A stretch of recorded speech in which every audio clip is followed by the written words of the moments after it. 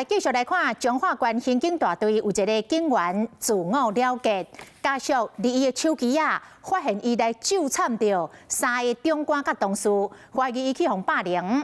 这个关键的爸爸来质疑后生若无互霸凌，为什么要甲这3个人来纠缠呢？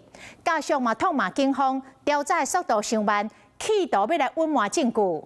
警方是回回讲，老早伫个代志发生的隔顿天，就开始来调查。伊嘛配合着检调，查明真相。彰化警方来到现场环境的公祭甲念香，包括着县警局长、督察长甲县刑大队长拢有到会，严格互环境点名3个队长的长官甲同事拢无行卡到。不知道他们想隐瞒什么，我只要真相。县警的老爸跟妹讲，就是这3个人伫工课场甲因后生欺负。他是被霸凌，你听得懂吗？这3个人没霸凌他，他会诅咒这3个人吗？那你看他有多恨？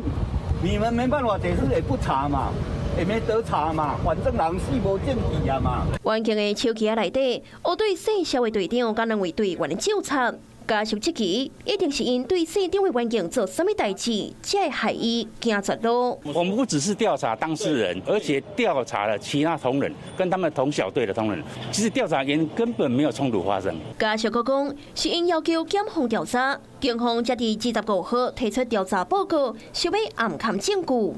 严格警方强调，早在伫司法的隔顿天18号就启动调查。不管是你质疑的奖励，还是所谓监视器的部分，我们都已经拷贝，欢迎你随时都可以过来看。彰化警方强调，针对相关人甲路口监视器等等的证据，拢已经找交全。